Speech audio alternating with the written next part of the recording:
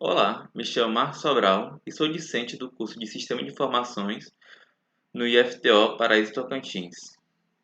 Hoje irei apresentar um seminário da matéria Aspectos Teóricos da Computação, onde o assunto abordado é compiladores.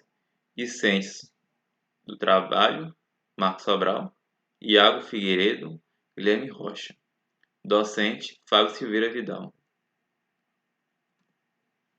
Sumário. Esses são alguns tópicos que iremos passar durante a nossa apresentação. Linguagem formal.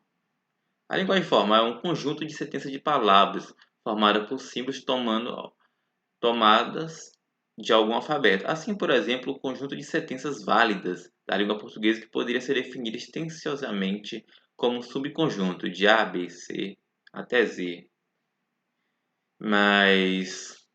E temos aqui algumas definições em si. A sintática. A sintática nada mais é que a sua estrutura de frase, onde tem um sujeito, o verbo, a ação, o adjetivo e tudo mais.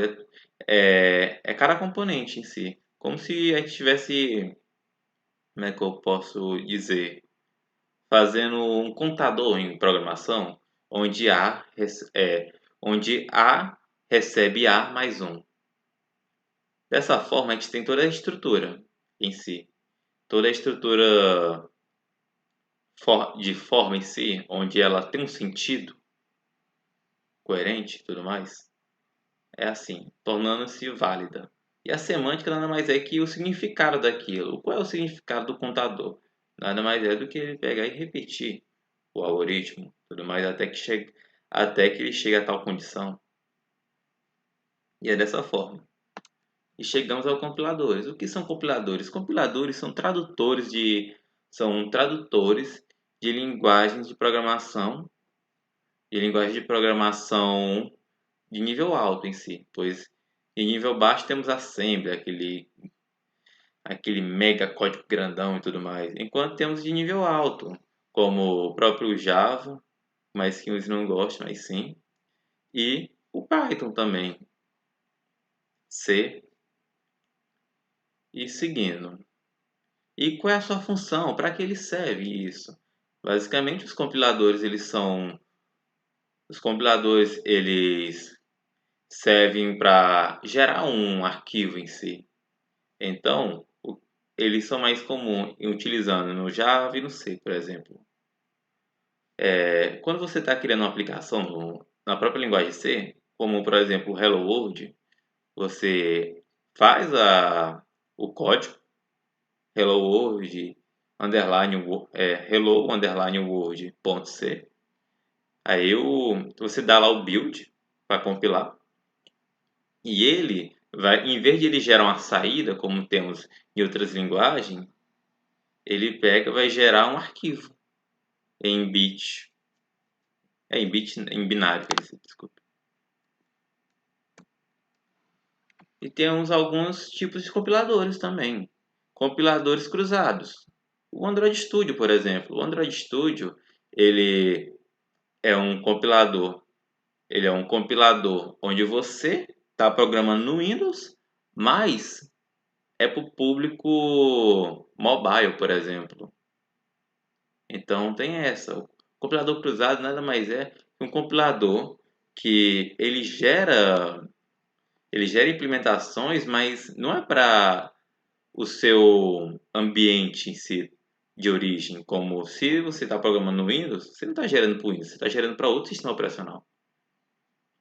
E temos o compilador Sourcing to Sourcing, que ele funciona da seguinte forma. Você tem um programa que ele foi originalmente criado em C++, como CFront. E ao longo do tempo, ou melhor, o CFront ele foi convertido, foi removido de C++ para C, por determinados motivos em si. Mas esse é o caso.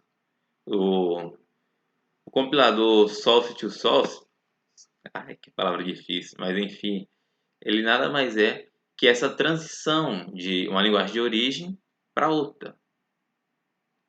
Então tem esse processo de compilação. E tem o terceiro, o compilador Just in Time, que nada mais é que quando podemos usar o Java como exemplo. Você está usando, você vai executar um código e tudo mais, mas ele não está pronto ainda. Não é, é, não é que ele não está pronto, mas o código ele não roda exatamente na máquina. Ele roda na máquina virtual em si. Então é dessa forma, como a JVM. Aí temos modelo de análise e sintaxe. Existem duas fases de compilação: a análise e a sintaxe. A fase de sintaxe divide o programa fonte nas partes constituintes. Nossa, a minha leitura está muito ruim, desculpa.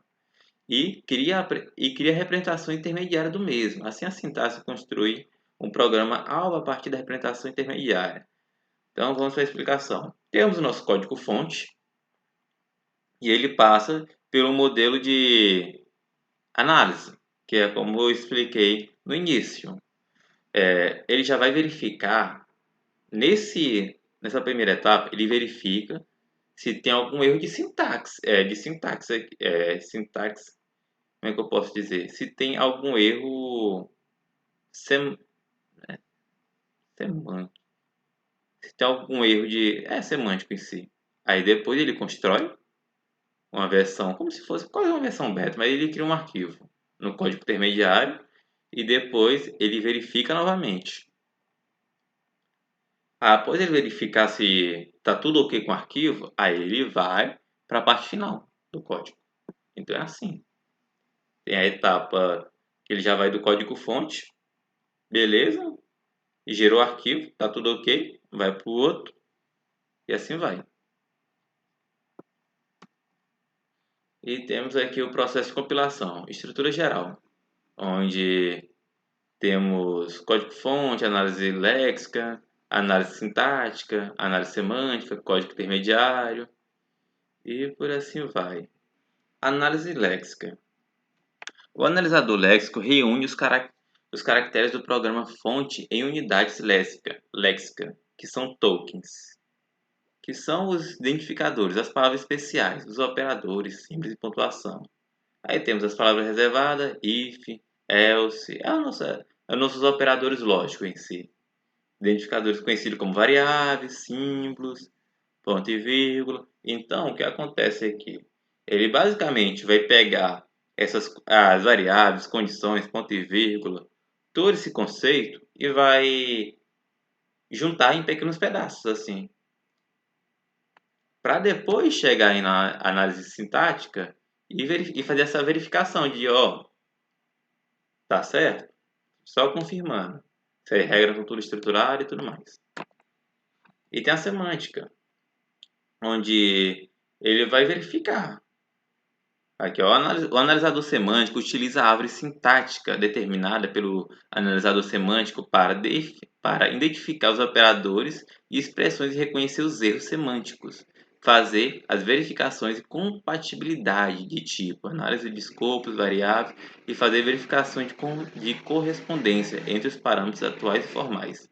Exemplo, soma, recebe, soma mais 10. O identificador soma foi declarado? Caso negativo, erro semântico. Então, ele já faz essa verificação se realmente o valor está encaixando, se está tendo algum sentido, se está funcional, se é compatível com a regra. Senão vai dar erro. E temos a geração de código intermediário, onde acabamos de passar por essa etapa e ele acaba gerando um arquivo. Então temos, nessa etapa, ocorre a geração de um programa em uma linguagem diferente, no nível intermediário, entre o programa fonte e a saída do compilador, o programa de linguagem de máquina. As linguagens intermediárias, às vezes, parecem muito com as linguagens de assembly. Auxilia na optimização do código, aumenta a compatibilidade, aprimora a portabilidade.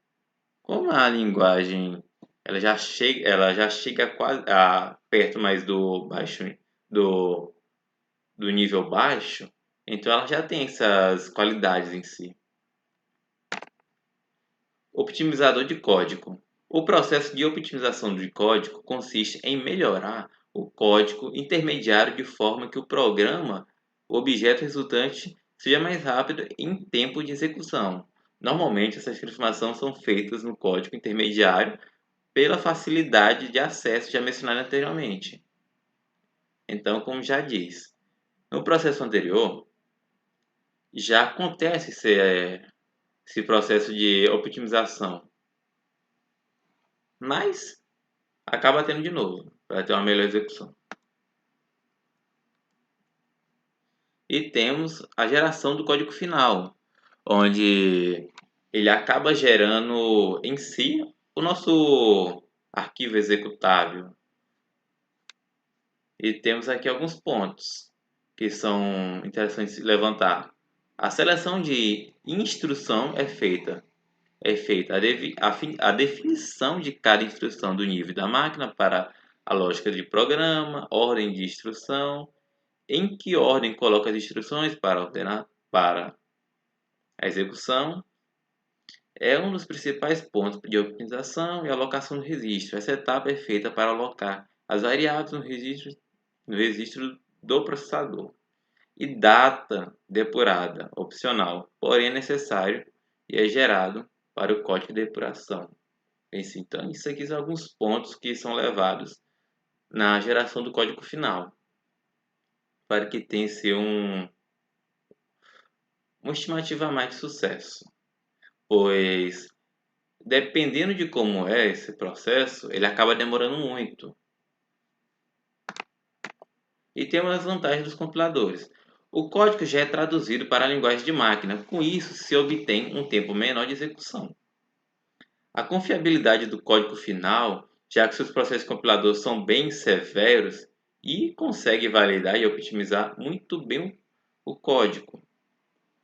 Então, já é mais difícil passar algum erro utilizando um compilador devido essa grande etapa esse processo de compilação e também a otimização do código em si. E temos as desvantagens. Você não pode mudar o código sem ter que recompilar todo o programa. Então, se você quando eu vou até usar como uma experiência minha, quando eu estava aprendendo Java na faculdade, nossa, para compilar um programa era uma luta, que tem uma demorazinha. Então, tipo, você está fazendo uma aplicação leve, ainda vai demorar um pouquinho. Mas se você estiver fazendo uma aplicação maior, vai ter um custo de tempo assim grande em recompilar. Mesmo com diversas otimizações, o compilador acaba sofrendo com seu tempo de finalização de código, que é o que eu acabei de estimar. Outro problema que podemos ter é no suporte de versões de um programa que é gerado a partir do mesmo que compila. E essas são as vantagens e desvantagens. E nossas referências. E muito obrigado por assistir.